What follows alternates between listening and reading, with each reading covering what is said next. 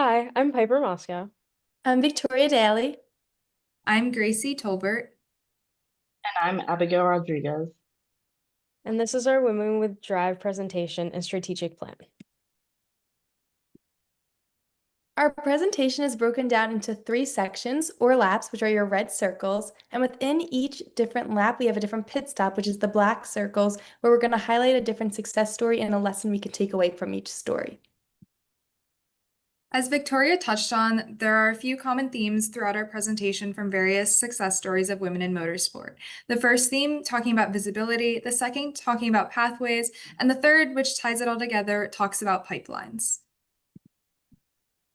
The biggest aspect of refueling the future of women's sports for us would be one, collaboration and media engagement, and two, talent development. We'll be diving deeper into these aspects on the following slides. Why is it important to do this now? Well, it's no secret that women's sports is on the rise.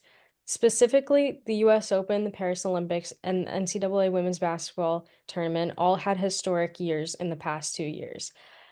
Also, motorsports is on the rise. F1 has a global fan base that's increasingly female, and IndyCar viewership is growing as well. These two things put together mean it's the perfect time to get women invested in motorsports. So let's jump right into it. Our first lap is portraying our drivers as celebrities. So we based our approach on the WNBA as they've been so successful the past couple of years, and we broke down this approach as turning our drivers into celebrities into a six-step process. So let's go on to the next slide, where we're going to show how we're going to bring what the WNBA implemented on the court to the track. So we broke down each step with a focus on motorsport athlete Isabella Robusto because she's an up-and-coming athlete in the field. So for time purposes, I'll just focus on how we can convey these steps to Isabella. So for example, let's create their own brand. Isabella, after I talked to her a couple months ago, she conveyed what she's interested in. She's interested in outdoor activities, country music, aerospace engineering, as she's a student athlete. So she needs to create a brand for herself outside of motorsports based on her hobbies. Next, she needs to partner up with a storytelling agency. The WNBA had these small media agencies first, like highlights and mic'd up moments. So Isabella, the next time she's on the racetrack, she needs to be the athlete who's mic'd up. Next, with step three, we need to celebrate every milestone. The WNBA celebrated their smallest to their largest milestones, so we have to do the same. When Isabella hits a record, that needs to be not just on her social media, but Women in Motorsports North America's all motorsports platforms to really celebrate every accomplishment that each athlete achieves. Step four, we need to put these athletes into the world. With NIL, you know the name of athletes, but we have to show an image. So they have to be out there being at events and embracing the pop culture that comes along with being a celebrity. They have to be at the Met Gala, they have to be at the red carpets, the talk shows, and they need to partner up with lifestyle brands. Isabella can do the same. As we said, she's into outdoors activities, so and country music, and she's interested in pursuing a healthy lifestyle. So Quizlet, Liquid Death, Publix are all good brands that you should partner with. Step five is integrating with the men's coverage. Men's motorsports gets a lot of coverage, so Isabella should partner up with LeVar Scott, the 2024 ARCA Menard Series Rookie of the Year. So this way they can go off of each other and kind of build each other's name up and get a lot of attention between both of their brands. And lastly, with step six, you need to connect with the local community. The WNBA takes a stand with local issues and gives back to communities. Isabella, she trains in North Carolina, so she should partner up with a charity in North Carolina to give back to the local community and make a name for herself in the local community.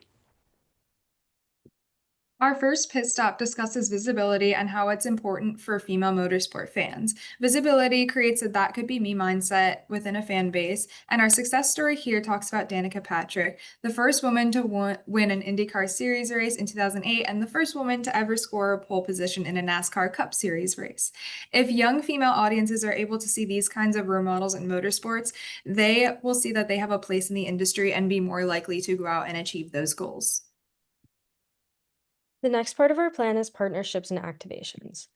We want to make sure to emphasize that motorsports isn't just about the drivers, it's the entire team. So in order to emphasize this, we propose a Netflix miniseries. Obviously, Drive to Survive has been a huge success for both Netflix and Formula One. In order to capitalize on this success, we suggest following the Iron Dames WEC team over one race weekend. That way, the drivers can show themselves off, but also the team behind the scenes can get some visibility, like the strategists and the engineerings. This goes back to our visibility idea in that women are able to see other women in high functioning roles and maybe plan a career for themselves in the future. Women in sports business is on the rise just as much as women's sports as a whole.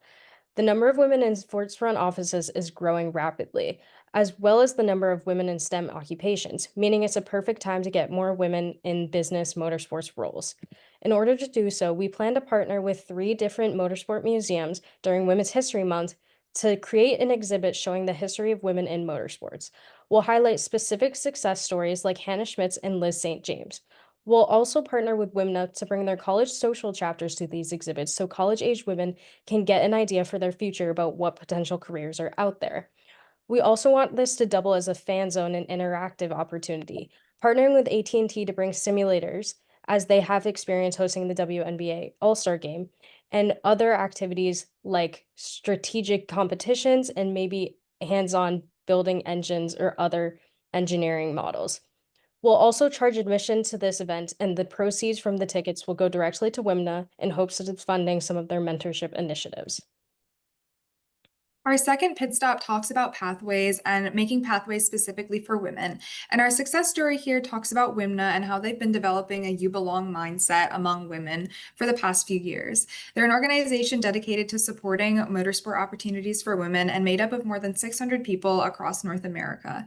They're dedicated to providing mentorship and education for women in motorsports through regular meetups, conventions, and various chapters. And they are a prime example of a motorsport initiative that is dominated by women, made by women, and for women.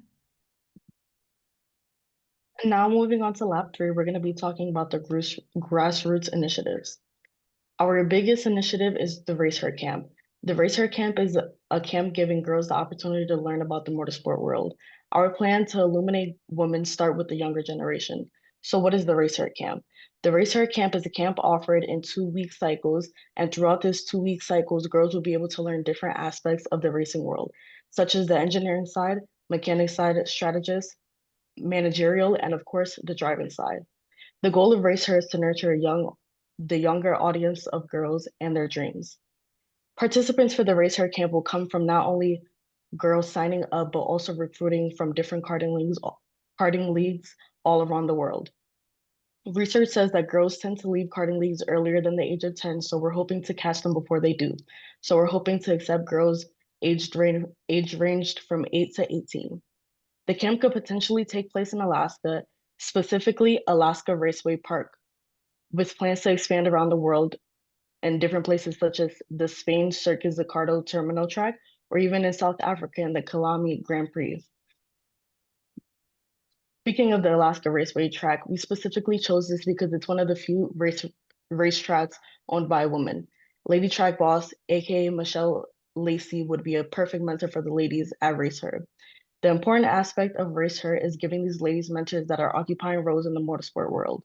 Mentors such as Haley Deegan, Brianna Daniels, Andrea Patricia, and Claire Dubelman. The different experiences these women have will help the ladies at Race Her get a foot into the motorsport world. But women aren't the only ones that we want to make an impact on the ladies at Race Her. Men who've lent a hand and brought exposure to women in various roles of the motorsport world and would be valuable mentors to the ladies in the Race Her camp would be men such as David Coulthard, Michael McDowell, and Lewis Hamilton. They're all examples of this. With all these names, we're hoping to give these girls a legs up in the industry they so want to be in. Our final pit stop talks about pipelines and essentially talks about how pipelines are pretty much meaningless if these skills aren't being practiced. And the success story here is drag racing, which is a really unique sport in motorsports because female drivers make up most of the field. And drag racing teams use sponsors that recognize the value of gender identity and make sure to emphasize it in the media, which makes these successful women in drag racing more visible to the public. And these racers are also taught how to be their own engineers and mechanics, and ultimately drag racing values competence over gender identity, which makes them one of the most gender inclusive sports in the industry right now.